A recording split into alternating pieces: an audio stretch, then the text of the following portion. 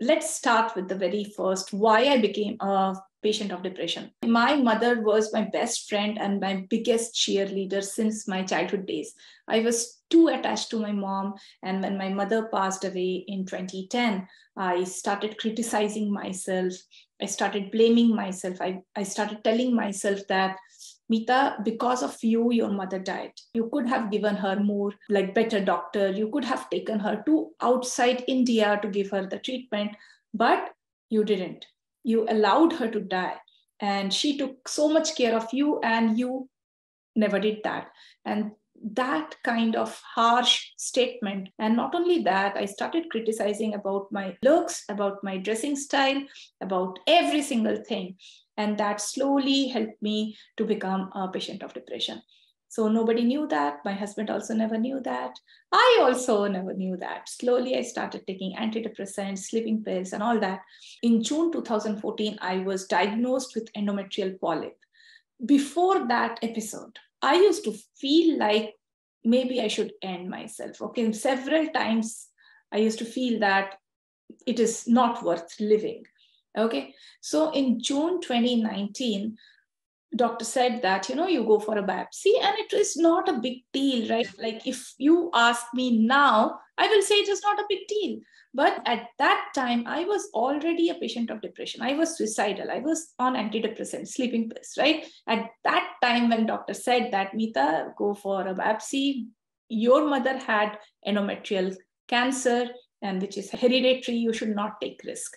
That was the first time when I thought that, no, this should not be true. I don't want to die like this. I wanted to live. I wanted to have a very good life. I have not even done anything yet. I haven't even proved myself yet. And I want to have a lot of things in my life. And what I'm doing right now, I'm not having a good relationship with my husband. I yell at my kids. I spank them. I'm not so good mother. I'm not a good wife. I have not done anything good. I want to live. Okay, so that was the realization. That was the first episode that changed. Okay, otherwise I would have gone straight, like towards, I don't know where. Okay, so out of those three episodes, which totally changed me, this was the first one. I told myself that I want to live a purposeful, fulfilled, happy life. And it was not easy at all. Can you believe that? That time I was in Seoul, South Korea, and I used to do like all the household chores, manage two kids. Outside temperature used to be really harsh, like low, very low. And I did not have work permit. I just passed days after days after days. Even if I wanted to come out of depression, I was so addicted towards antidepressants. Like it was impossible for me to come out of it. It seemed impossible. I was like hopeless. I was feeling desperate. But there was one thing. I wanted to change.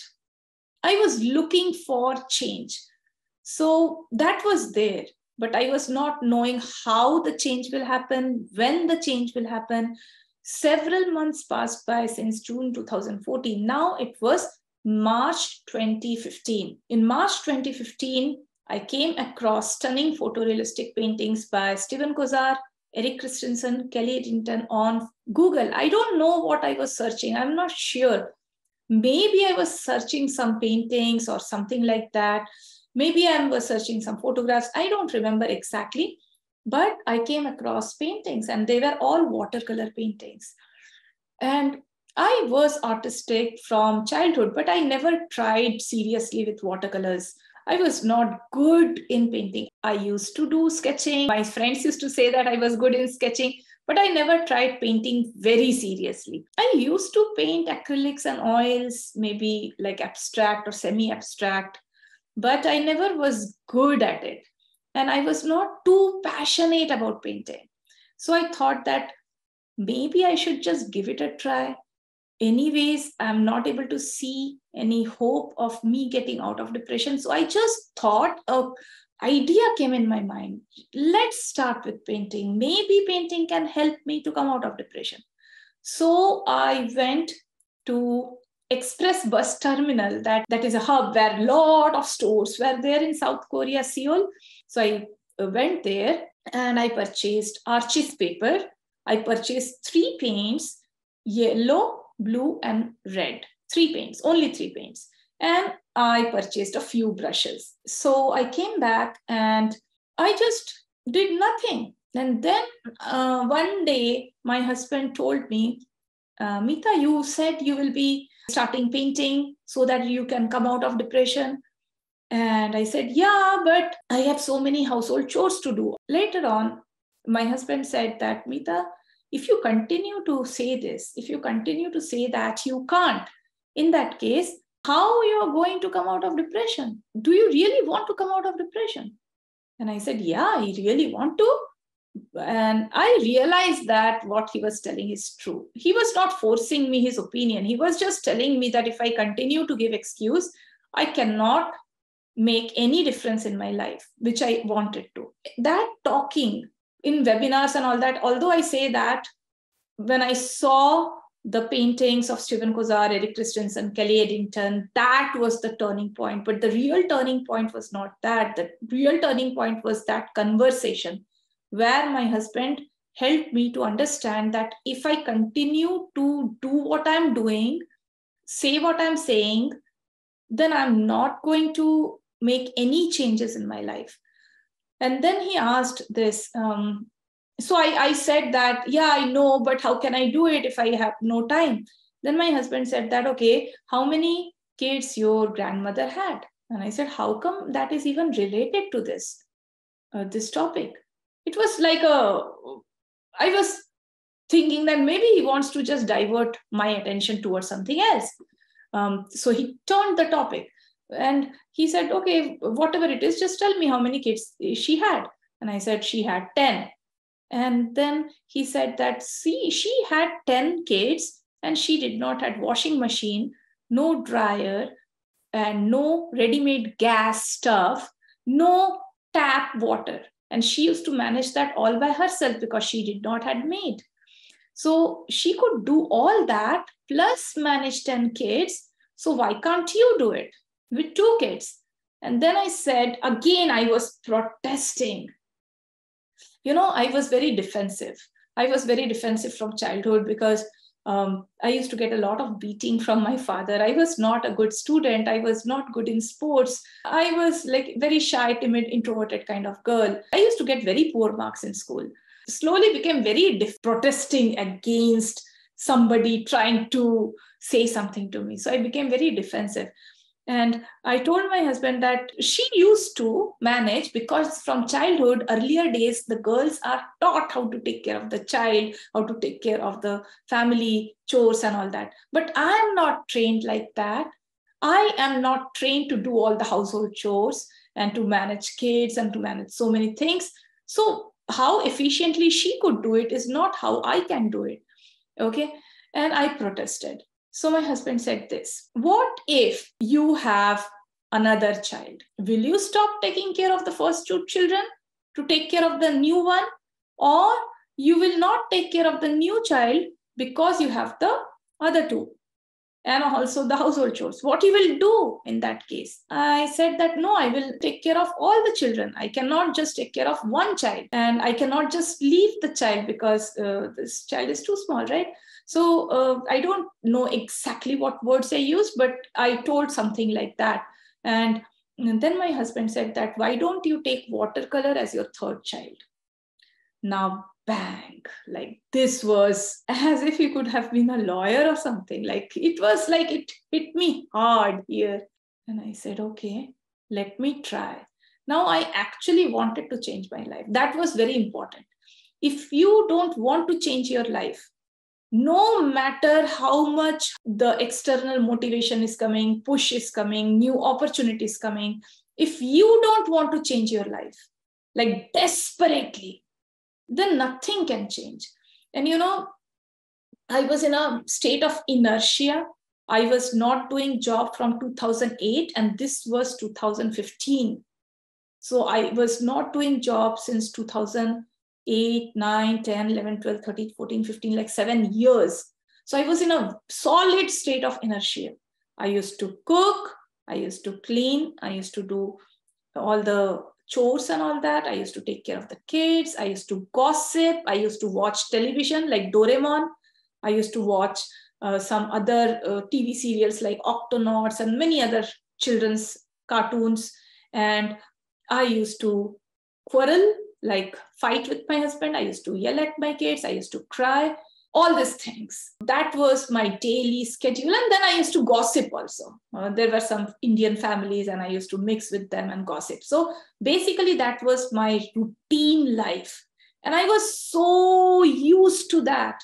Any kind of change used to make me feel very nervous. And another thing is that I was not a normal person that time. I was a patient of depression.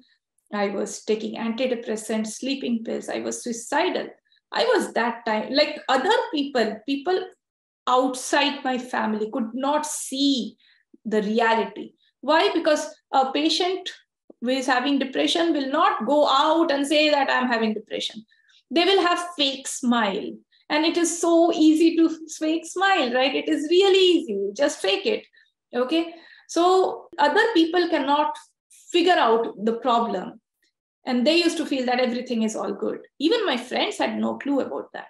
Changing was really difficult for me. I don't know whether you will agree or not. Let's say you have a bad habit of waking up really late in the morning. Just if you want to change one habit, that you have to get up early in the morning, even that one habit will seem so difficult for you, right? And I had a ton of bad habit, scrolling on social media, doing gossip, crying for 6-7 hours, yelling at kids, fighting with my husband, doing gossip. I had a ton of bad habits. Like you cannot imagine how many bad habits I had, right? Now, if I wanted to change my life from being a patient of depression, it was like a heavy mountain on my head. And I was so afraid of doing that. I was not having any sure future that, okay, I will be able to do it. I just wanted to do it.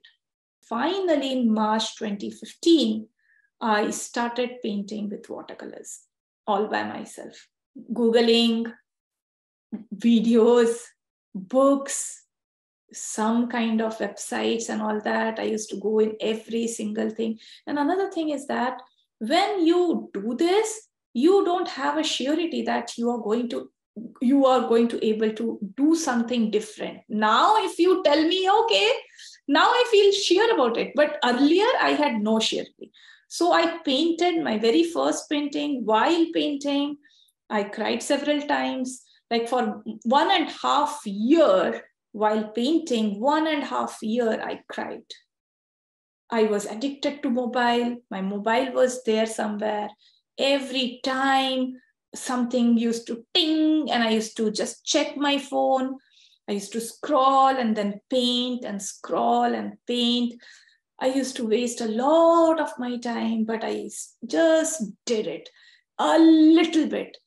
And I pushed myself. And it is not easy. Like I was still into antidepressants, still used to take antidepressants, still used to cry, but I completed. I will show you my first painting. This is my first realistic painting. Only 3 colors, blue, yellow, and red. And that greenish thing that you can see at the bottom, that is by mixing the colors. Okay. So I had only 3 paints. So I completed one painting. I posted on social media and people said, amazing. I thought, yeah, I'm not very good in English, but amazing. Amazing means I know amazing meaning. So I actually Googled out the really meaning of amazing. And I said, amazing? Is my painting amazing? And I kind of believed that it is amazing. Okay, although now if I say that it is not that amazing, yeah, it is beautiful, but it is not amazing. But they said amazing. And then so many comments came and I felt that, yeah, maybe it is amazing. Okay. So I started doing my second painting. That is my second painting. Okay, I will show you. This is my second watercolor painting. And this painting is called as Standing Tall in a Storm. So I was literally standing tall in a storm that was going on in my head. So the painting was named after my emotion, Standing Tall in a Storm. The background was looking a little bit stormy, and the sweet corn is standing tall, something like that. I just made it up, okay? But I made up that word, like standing tall in a storm, based upon how I was fighting with myself. So the real fight was me with my head. So I was having that bad habit of talking negative. So I was controlling that habit. So that was my second turning point. So when I was just 5 paintings done, I started writing the book. I thought, people say watercolor is difficult, but it is not that difficult. I think I can paint well. Maybe I should document my process in a book. And then I asked my husband, I'm thinking about writing a book. Do you think I can write a book? And he was so positive. He said, yes, you must write a book. His actual goal was to help me be so busy that I will not think negative, or I will not take antidepressants, right? That was his motive. But that time I was not knowing that. So at that time he was, whatever I used to say, that do you think I can paint this? And he will say yes. Do you think I can write a book? He will say yes. So he was very cooperative. I completely focused in writing the book, doing experiments, reading a lot of watercolor books, how a book has to be written. And that time I was not knowing Grammarly and all those tools, but now it is much easier because now I know all those tools. But earlier I was not knowing that. I was using a small tablet, I was not having a big computer or something, a small tablet. I was writing it like small keyboard, and I was writing this entire book I wrote there. I struggled till January 2017. And I did everything which other artists were doing. I was doing demonstrations because I saw a lot of artists doing demonstrations. I was doing workshops because I saw other artists doing workshops. I tried my level best to sell my paintings, which I did a few, because I saw other artists selling paintings. I saw other artists doing exhibitions. So I did. And something I did which other artists haven't. One is writing a book, very just learning a painting and immediately writing a book. So that was good move. And another thing which I did, which other artists didn't, which was starting with Global Association of Watercolor Artists, which gave me a lot of experience of talking to people, interacting with other artists, conducting events like international painting contest. And because of that, I got a lot of opportunities like curating exhibitions, curating contests, and a lot many other opportunities I got. Started Googling out like a mad person, anything related to earning money. How much artists can earn money in Canada, how much it takes to earn money, what the artists need to do to earn money, anything related to money. And Google, Google is connected to Facebook. So I started seeing ads on my Facebook page, which I had never seen ads on my Facebook page. Since I started on Facebook, I never saw ads on Facebook. Now, the moment I started Googling, I started seeing ad on my Facebook. It was strange. And one of the ad was my very first mentor, Sigrun. She had written there on the ad that workshop to earn money online for entrepreneurs. I said, okay, I'm not an entrepreneur, but I want to earn money. Maybe not online. I had no clue about that. So I told my husband that, see, this is the ad and it is having some price associated. Okay, it was not a free workshop. It was a 5-day paid workshop. I said, okay. My husband said, okay, go and check it out. Okay, go and enroll. I said, no, but it is not free. So I was like kind of free monger that time. I wanted everything free of cost. And I was scared. I was skeptical. I was not having like any faith that I will be able to earn. I was kind of believing that artists must struggle and artists need to struggle. Artists will have to take a lot of time to become a professional artist, and it will take years and years of time to earn money and all that, because I was trying my best to earn, but I was not able to do it consistently. So you believe, okay? You can believe me on that. I was not taking action. I was taking action. Okay. And that too a heavy action I was taking. Still not getting results. So I was not believing that I will be able to earn money. I was completely broken, like heartbroken, frustrated. Okay. I joined that workshop. And in that workshop, there was a dialogue by her. If you are earning money for yourself by selling something, you are an entrepreneur. I said, huh? I'm an entrepreneur, but I do sell for myself. I'm not working for somebody else. Does that mean I'm an entrepreneur? So by the end of that workshop, I gained that identity that I'm an entrepreneur. And I said, oh my God, I'm an entrepreneur, but I don't know anything about entrepreneurship. I don't know what to do if I'm an entrepreneur. I just knew that I'm an artist. I just wanted to become a professional artist and earn money. I don't know what is entrepreneur. And she said that if you are selling something for yourself and in exchange of money, you are an entrepreneur. Means I checked that. What is the meaning? I was not even knowing the spelling of entrepreneur. So I checked the definition of entrepreneur. So I was a solo entrepreneur. A new identity came in my mind. So I'm a solo entrepreneur. Okay. Then I searched on Google, what are the roles and responsibilities of an entrepreneur? So the roles and responsibilities of entrepreneur is to handle everything related to business. I said, business? What is business? Art business. Okay.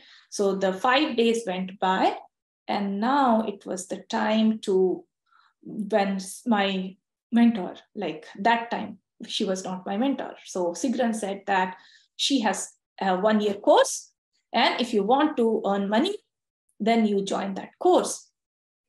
What? I have to join another course? I just paid her for the 5-day challenge. I have to make more money. And I was like, I don't know if I will get back that money. And I was so reluctant. I was so like full of self-doubt. I was thinking in my head that I did everything which an artist has to do. Still, I'm not earning money. How can she help me to earn money?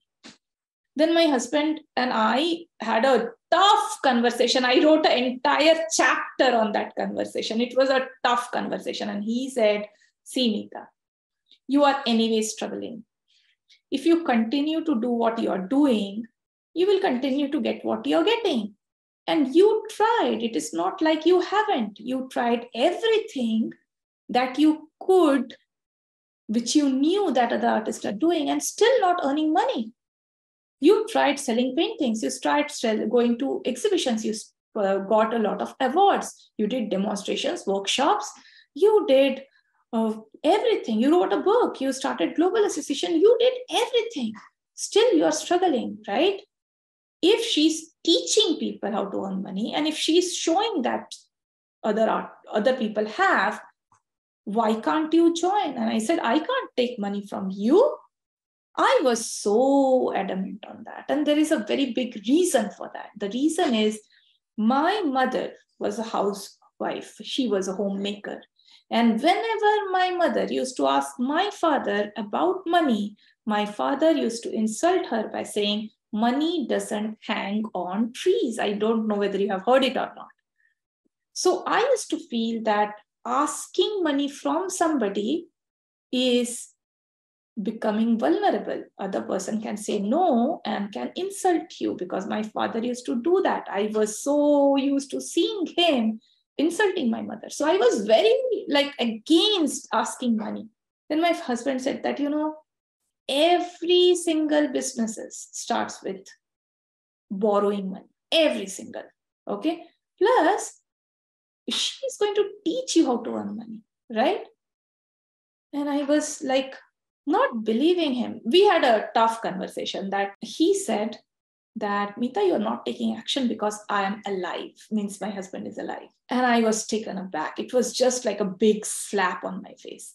He said, Meeta, you're not earning money because I'm alive, because I'm taking care of each and every single expense of the house. You are not earning because you are not pushing yourself to earn, because you are not responsible to feed your children, because you are not responsible to pay the bills. And that is the main reason why you are not earning, because I'm paying your bills. I was taken aback. It was the turning point. This was the third turning point. Somebody, if you are making excuses in your life right now, somebody is putting food in your mouth. Maybe it is your father, maybe it is your spouse, maybe it is your relatives. I cried that day. It was like somebody showing me the mirror, the reality, okay? It was like a hard fact. He put it in right words. He put it in good words, in a good way, but it was hard. Suppose somebody is telling you that complete responsibility of your life at present is because of you. And when you are doing a lot of hard work, right? When you have written a book, you have got awards, you have made paintings, you have started global association. After all that, when somebody is saying that everything what is happening in your life is because of you and the results are bad, so hard. And that day I told myself that even if I don't believe my mentor, even if I feel that what she's saying is not going to work, even if I feel that what she's saying is not going to work as an artist, I will implement whatever she's saying. And she asked me to start an online course. I did. She asked me to do a webinar. It was a horrible, like if I compare my current webinar slides with that webinar slides are like 10, 15, 20 slides. Now I have got more than 160 slides. Now it is so much better. Earlier it was like cartoonish. But the first time when I did webinar, I could not sleep. That previous day, I could not eat. Even before the webinar, I told 100 times my husband that I can't do it. I can't talk to people. I cannot talk to people. But I did. And the result, that month, I earned more than 550 or something like that US dollars. In Canadian dollars, it was roughly 7,000. I never earned that much in my last 9-10 years. I could not believe it. I had a lot of ego that I am the founder and president of Global Association. I am having loads of awards. I will not give free. And that to 1 month. Oh my God, 1 month? Meeta Dani is going to give free of cost? Are you serious about it? But I promised myself, even if I don't believe her, I will do whatever she says. Okay? And I did. That time, my online course was already out. My online course was already running. I could simply do webinars and I could earn money. But I followed her to the T and I just gave a 28 days live training again and again and again. And by the end of that month, by end of June, I earned more than 17,000 Canadian dollars. Some of you are in the very first position where my doctor said that do a biopsy. You are in that position. You are at rock bottom. You have nowhere to go. You are maybe you are bankrupt. Okay, maybe you are crying like me. Okay, maybe just the doctor is not there. Okay, don't wait for him or her. Okay, take action. Make a decision to change your life. Some of you are in the second situation where I was protesting that my grandmother can do it, but I can't because I don't have that. I don't have time. And my husband said that if you keep on doing what you are doing, you will not be able to get out of depression. Your life will be always the same. So I am telling you that some of you are continuously doing the same mistake. You're continuously giving the same excuse. Continuously, day in and day out, you are giving the same reasons. Okay, for some people, the reason is I can't earn money because I don't know how to earn money, and I cannot earn money because I can't pay you. Okay, for some people, I cannot learn because I don't have money. For some people, I cannot do it because my husband is not allowing me or my father is not allowing me, right? For some people, it is your kids. You are blaming your kids for not having the time.